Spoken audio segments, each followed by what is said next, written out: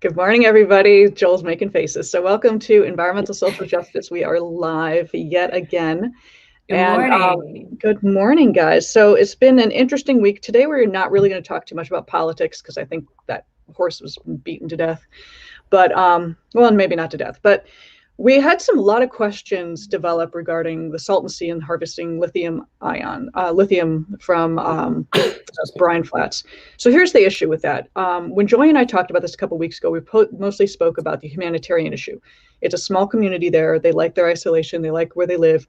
They don't want a community moving in. Simultaneously, it's also a wildlife refuge. Well, not a refuge, but it's a wildlife area for migratory birds. It's very unique. And moving in a giant plant for extracting lithium could be harmful to that area and basically destroy the ecology. So Joy and I mostly talked about that, but then a lot of questions came in, specifically was how are you harvesting the lithium? So it's basically from the brines, and you do have to drill. You have to go underneath the water for these salty brines. You have to extract it out, and that's lithium carbonate.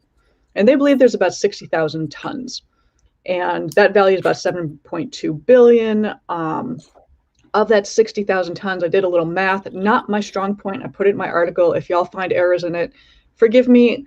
I gave it to Joy and Joel to check my math. So it's on the three of us on this. But apparently, I know I'm throwing y'all under the bus.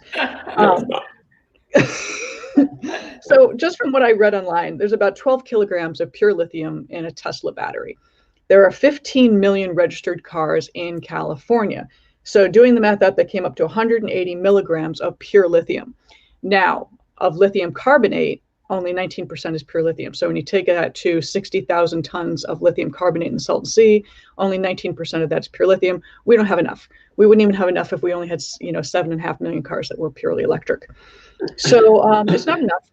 One of the other questions was, is it safe to return that, the processed water back? What they do is they re-inject it back into those underground reservoirs.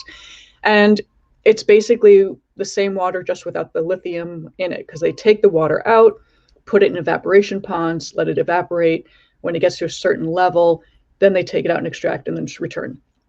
I don't know if any byproducts are in there. I don't know if they use anything else to extract.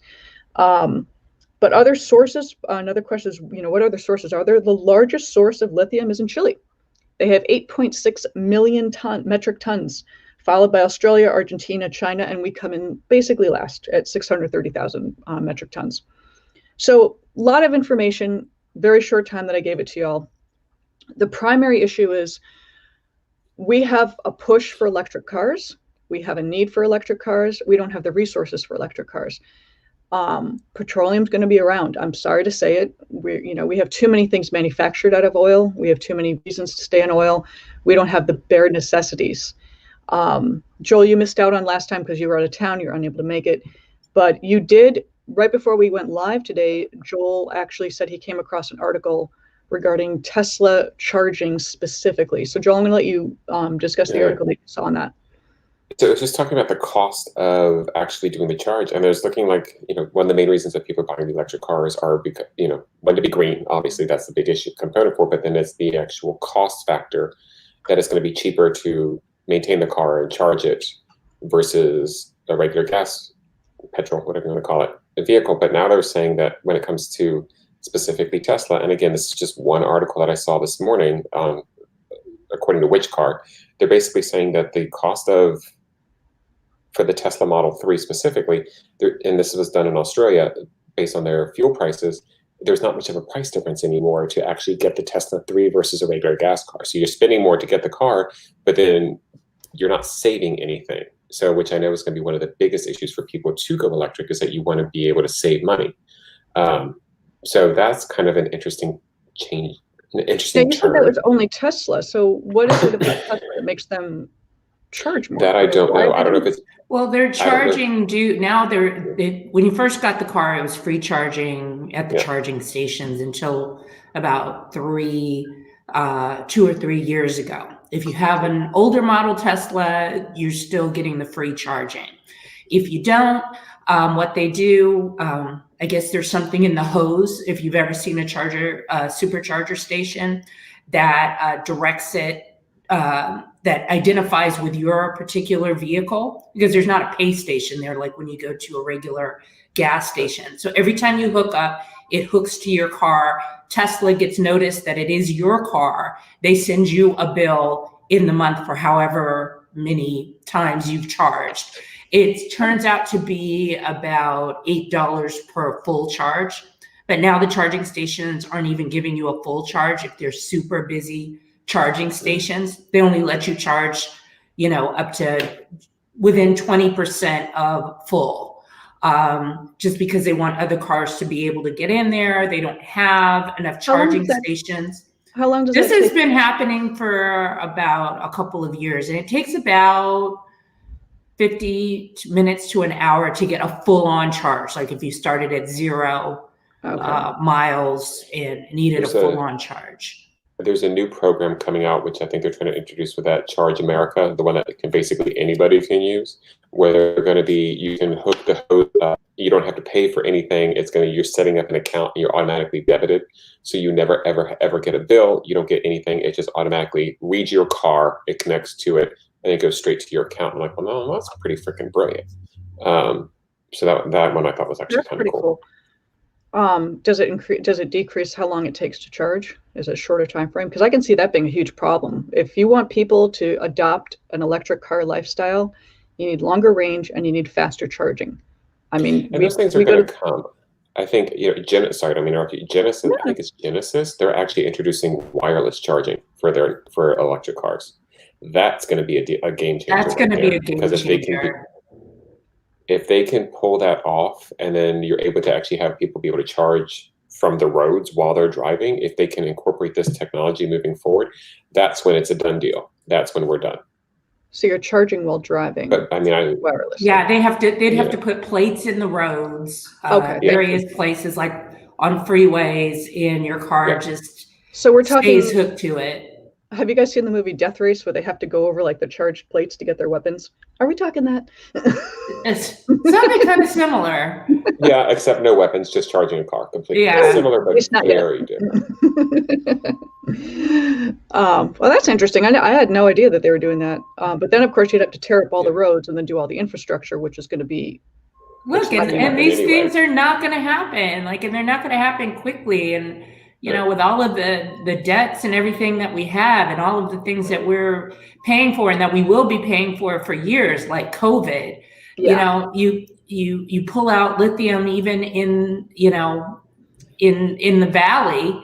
And once you pull that out and you get about $7 million worth of lithium, you've had to build a whole super city around it. And going back to Salton Sea, so we're not just talking about building a plant and then, just a building. And yes, it's going to be GHG free. There's no off gassing. What, Joel? I know. I'm listening. I'm like, no, I know exactly where you're going with this, and it's true. You're not building a building. You're doing infrastructure. You've got to do the roads, the schools, the fire department, the police stations, restaurants, housing, bars, hotels, motels, temporary housing. And where is this money going to come from? We're all trying to figure out. What is it called? New Energy Nexus. It's a non-for-profit that supports these and energy initiatives. I think I got the name wrong.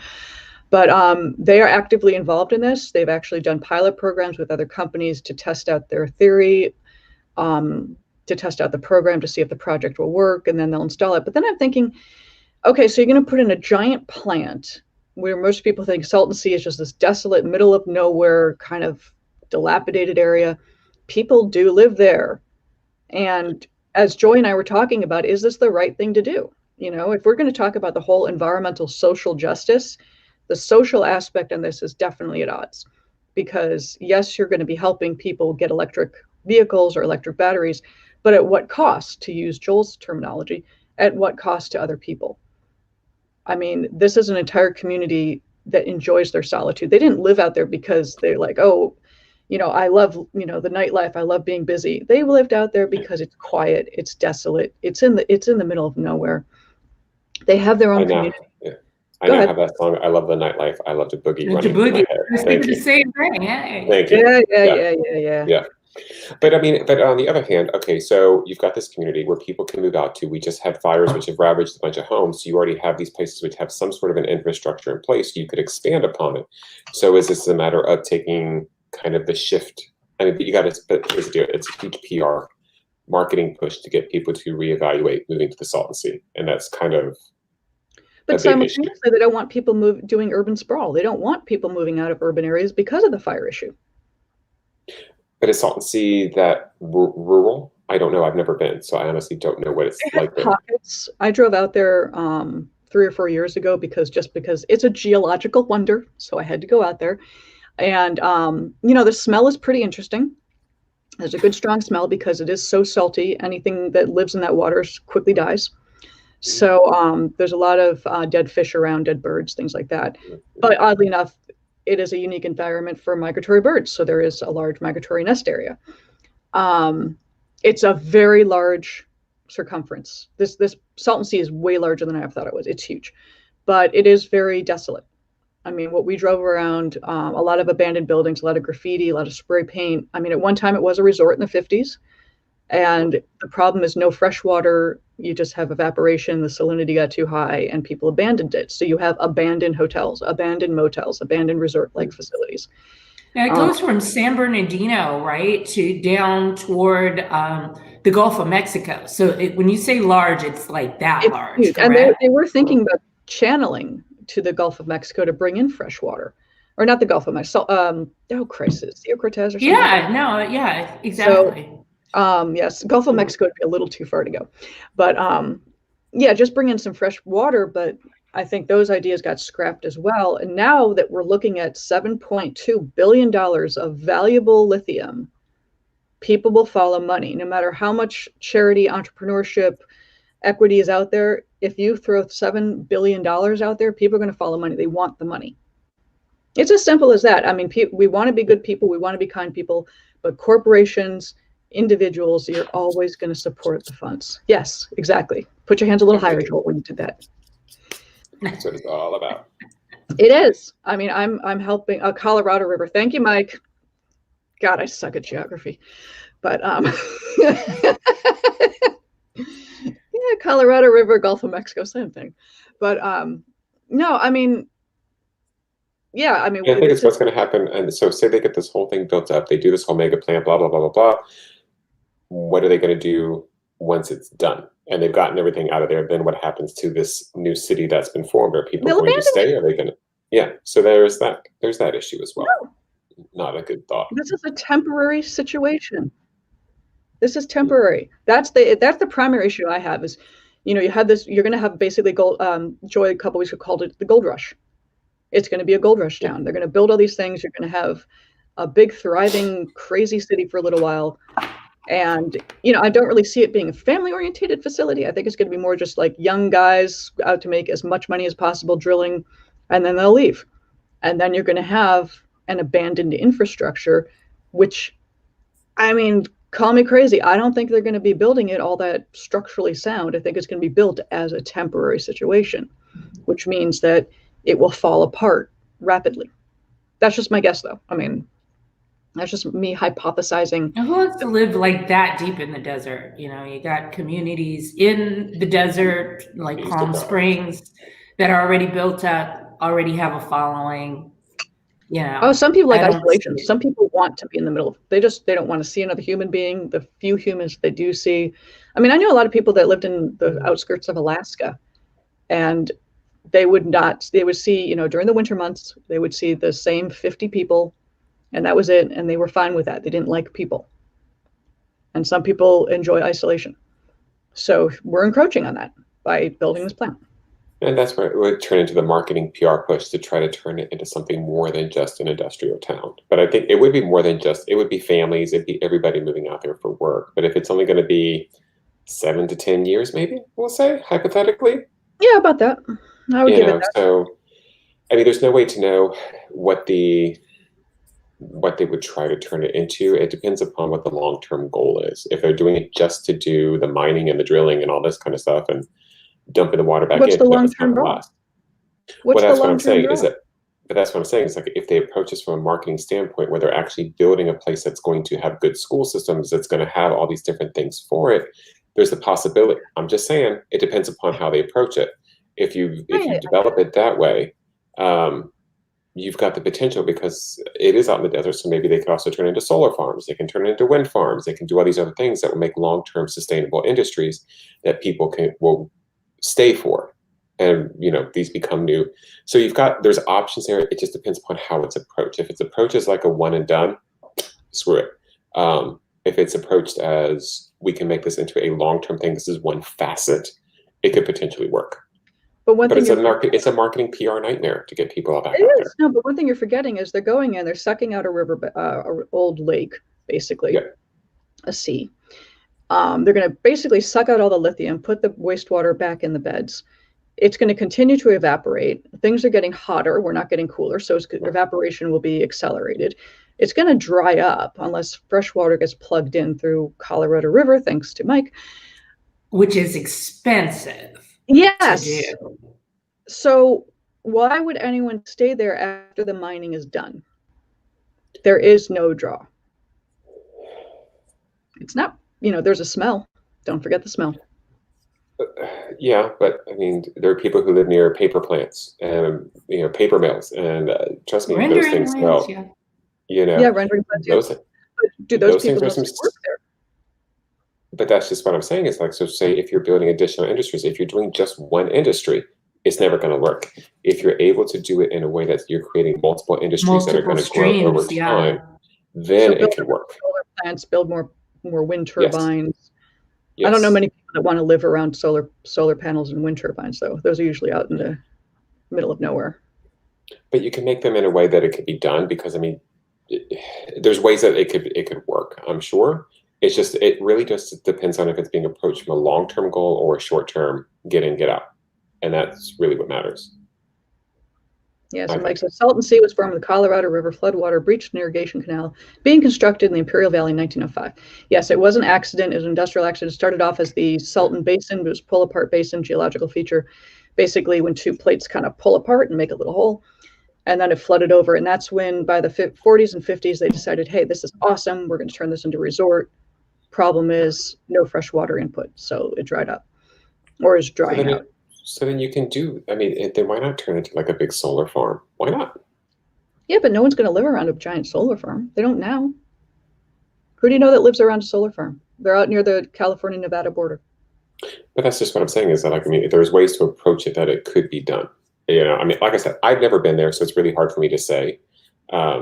It's just trying to look at it from a different ways. Yeah, I understand the optimistic view of it. I do. Yeah. I just don't know if we're there yet. I don't know. Yeah. Welcome back, Joy. Sorry. You're so busy. Joy's very popular, in case anyone didn't know. She's on Tinder. She was on Tinder. I need to be. I'm too scared of COVID, though. I tell you. Were you swiping left or right, Joy? Probably left each time these days. Oh. Wouldn't that be my luck to get on Tinder and go out on a date, and then all of a sudden I'm COVID infested, and then whatever. Wow, that spiraled really fast. That just went there fast. Damn, that got dark. From Salton Sea to COVID infested. Yeah, really. So, yeah, I think there's a lot of variables at play. It really is. It's just like every single thing that we talk about on the show. We can talk about the short-term immediate, but it's about how people are approaching solving anything. What's the long-term goal? We can't keep doing these one-offs where we just do, oh, we need this now. Okay, great. And then we don't look at the future repercussions from it. That's the problem. Yeah. And that's, there's a whole program now called Envision, which is called the Institute for Sustainable Infrastructure. And it is all about new buildings, new infrastructure, utilities. Don't build it the same way it was in the past. You have to focus on how it affects the community, the people. How are you going to make it better for the environment? Are you going to have bike paths around it? Don't build your power plant where it's going to be emitting smoke, anywhere near a family or community. So the only reason I bring that up is because I just literally, before this started, I was on a webcast for it. So it's fresh in my head. But Envision's actually been pretty good for building new structures that are more environmentally friendly for communities. So rather than paving something over, you leave a little green behind. And that's the basic premise of it. But we've reached our 20 minutes. Do you guys want to close out on anything in particular with respect to the Happy Salton Sea? Thanksgiving. No, I don't Oh, have yeah, anything. and we will. Yeah, we're taking next week off. Sorry, we're taking next week off because we need Thanksgiving break, just like everybody else. So Joy's gonna be swiping all week. Yeah. Hey, I might have somebody sitting right next to me next time that I met on a Tinder. So can we call him Dr. COVID? yeah, exactly. We just met and we're on quarantine together. It's love. Exactly. Or Now I'm too old for that. We'll figure out if it's love or just tolerance. That's one of the two. That is very. That does happen. But so Joel, on that, so Joy gave her, a little Tinder Thanksgiving surprise. Joel, I got nothing. I got can't follow nothing. that, can you? What's that? You can't follow that, can you? It's impossible. Really can't. No. No, We're not doing. I don't think we're doing anything for Thanksgiving. I think we're going to be like most people. We're not seeing anybody. So No. yay! We're saying, oh, this is a good time. And I hate these earbuds. I just cannot keep them in. My oven broke. How about that? We're hosting for the in-laws. There's only 4 of us, so we're keeping it small. You know how much I love to cook and bake. It's my thing. Oven broke. Get an easy bake. Broke off, and the I was just about to ask you for a cake. So. Well, that's the thing. I've got 3 pumpkins ready to roast down to make a shit ton of pumpkin pie, and the oven door broke. Just doesn't close anymore. It just hangs. That's weird. Yeah. Duct tape. I did that. Yeah, it doesn't work as well as I thought it would. But the guy's like, the part's on back order. Hopefully it comes today. If not, we're gonna have to figure something out. It's called order in. Yeah, I'm gonna have to do that. When I hate doing that. I like cooking. On that, folks, thank you guys so much. We'll see you in 2 weeks, and we will probably be talking about food. Specifically, in one of the topics I want to go is like the Frankenfood of Impossible Burgers, and what is it really? Is it really all that good for you? Or, what are you eating? So on that, folks, thank you so much. I'll talk to you later. Bye. Bye.